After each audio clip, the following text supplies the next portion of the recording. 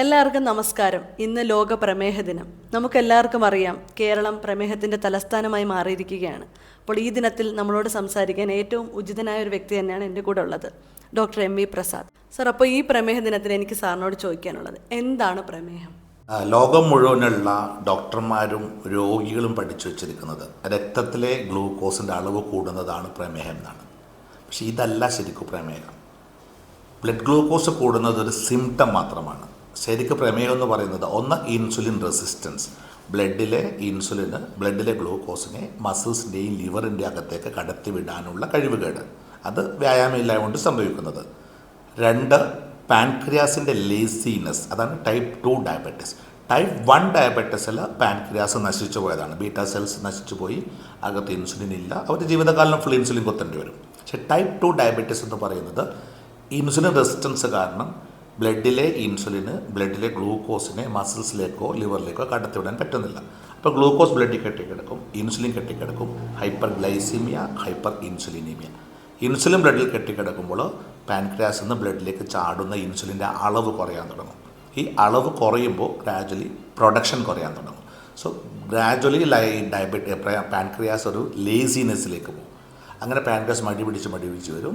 ഇതോടുകൂടി പൊതുവെ നമ്മൾ ചെയ്യാറുള്ളത് ഭക്ഷണങ്ങളെല്ലാം സ്ട്രിങ്ജൻ കൺട്രോൾസിലേക്ക് കൊണ്ടുപോകുന്നു. ശരിക്കും റെസ്ട്രിക്ഷനിലേക്ക് പോകും.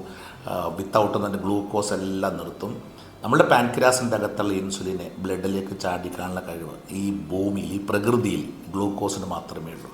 സോ വിത്തൗട്ട് ആക്കുന്നതോടുകൂടി, ഡയറക്റ്റ് ഗ്ലൂക്കോസ് നിർത്തുന്നതോടുകൂടി ആ ലേസി പാൻക്രിയാസ് ഒരു സ്ലീപ്പിംഗ് സ്റ്റേജിലേക്ക് പോകും. ഇതാണ് ടൈപ്പ് 2 ഡയബറ്റീസ്. ഡോക്ടർ, നമുക്ക് ഈ പ്രമേഹത്തിന് എങ്ങനെ മാനേജ് ചെയ്യാം? ജീവിതകാലത്തിൽ ഇത് കുടനീളം കൊണ്ടു നടക്കേണ്ട ഒരു രോഗമാണല്ലോ. ഇനിഷ്യൽ സ്റ്റേജിലേ അതിന് ക്യൂറുള്ളൂ എന്ന് പറയുന്നുണ്ട്. അപ്പോൾ അത് ജീവിതകാലത്തിൽ കൊണ്ടു നടക്കേണ്ട ഒരു രോഗമാണ്. അതിനെ എങ്ങനെ മാനേജ് ചെയ്യാമെന്ന് ഒന്ന് വിശദീകരിക്കാമോ? പ്രമേഹം എന്താണെന്ന് മനസ്സിലാക്കാതെ ചികിത്സിക്കുന്നതാണ് ലോകം മുഴുവൻ നടന്നുകൊണ്ടിരിക്കുന്ന തെറ്റ്.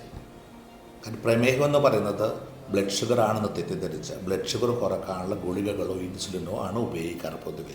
ബ്ലഡ് ഷുഗർ കുറച്ച് വിത്തിൻ നോർമൽ ലിമിറ്റ്സ് നിൽക്കുകയാണ്, HbA1c കൺട്രോളിലാണെങ്കിൽ അതാണ് ചികിത്സ എന്നാണ് ലോകം മുഴുവനുള്ള തെറ്റിദ്ധാരണ. പക്ഷേ ബ്ലഡ് ഷുഗർ എന്ന് പറയുന്നത് സിംറ്റം മാത്രമാണ്.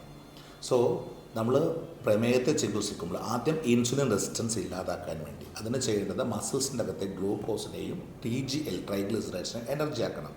സോ അതിന് അന്നന്ന് കഴിക്കുന്ന ഭക്ഷണത്തെ ഗ്ലൂക്കോസും കൊഴുപ്പും എനർജി ആക്കാനുള്ള എക്സസൈസ് ചെയ്തേ പറ്റും. അതിന് മസിൽ സ്പെസിഫിക് എക്സസൈസ് തന്നെ വേണം. അപ്പോൾ നമ്മൾ എയറോബിക് എക്സസൈസോ അങ്ങനത്തെ എക്സസൈസ് എല്ലാം ഉണ്ടാകാൻ ധാരാളം. പക്ഷേ മസിൽ സ്പെസിഫിക് എക്സസൈസ് ചെയ്താൽ ഇൻസുലിൻ റെസിസ്റ്റൻസ് ഇല്ലാതാകും. സോ ഡയബറ്റിക് ട്രീറ്റ്മെൻറ്റിൻ്റെ ഫസ്റ്റ് ലൈൻ എന്ന് പറയുന്നത് റിഡക്ഷൻ ഓഫ് ഇൻസുലിൻ റെസിസ്റ്റൻസ് ആയിരിക്കും. രണ്ടാമത് പാൻക്രിയാസിന് എന്തു പറ്റിയെന്ന് മനസ്സിലാക്കിയിട്ട്, ഇപ്പോൾ ടൈപ്പ് 1 ഡയബറ്റീസ് ആണെങ്കിൽ അത് ഇൻസുലിൻ കുത്തിവെച്ചേ പറ്റൂ ജീവിതകാലം മുഴുവൻ. പക്ഷേ ടൈപ്പ് 2 ഡയബറ്റീസ് ആണെങ്കിൽ due to laziness of beta cells in the pancreas. അപ്പോൾ ആ പാൻക്രിയാസിൻ്റെ ബീറ്റാ സെൽസിനെ ആക്ടിവേറ്റ് ചെയ്ത് ആക്റ്റീവായിട്ട് നിലനിർത്തണമെങ്കിൽ അതിനെന്ത് വേണമെന്ന് മനസ്സിലാക്കുക. ആ പാൻക്രിയാസിനെ എപ്പോഴും എത്ര കാലം ആക്റ്റീവായിട്ട് നിലനിർത്തുന്നോ അത്രയും കാലം നമുക്ക് പ്രമേയം നമ്മളെ ബുദ്ധിമുട്ടിക്കില്ല. പക്ഷേ ഇതിനേക്കാൾ കൂടുതൽ പൊതുജനങ്ങൾ പഠിക്കേണ്ടത് ഡയബറ്റിക് കോംപ്ലിക്കേഷൻസ്. നിങ്ങളുടെ സ്മോൾ ബ്ലഡ് വെസൽസിൽ ഗ്ലൂക്കോസ് അടിഞ്ഞു കിടന്നിട്ട് സ്മോൾ ബ്ലഡ് വെസൽ വാസ്കുലൈറ്റിസ് വരികയും നിങ്ങളുടെ തലച്ചോറ്, കിഡ്നി, കണ്ണെല്ലാം തന്നെ തട്ടിച്ചെതല് തിന്നുന്ന പോലെ ദ്രവിച്ച് തീർന്നുകൊണ്ടിരിക്കും. ഈ ചിന്ത നിങ്ങളുടെ മനസ്സിലില്ല. ഇതാണ് problem. So to prevent the complications to come in the future, നിങ്ങൾ ചെയ്യേണ്ടത് അന്നന്ന് കഴിക്കുന്ന ഭക്ഷണത്തിലെ ഗ്ലൂക്കോസും കൊഴുപ്പും അന്നന്ന് എനർജി ആക്കിയിരിക്കണം. കാരണം ഈ ഗ്ലൂക്കോസിനെ, കൊഴുപ്പിന് എനർജി ആക്കാനുള്ള ഒരു മരുന്നും ഈ ഭൂമിയിലില്ല. ഇത് നിങ്ങൾ തിരിച്ചറിയാത്ത നിങ്ങളുടെ കുഴപ്പം.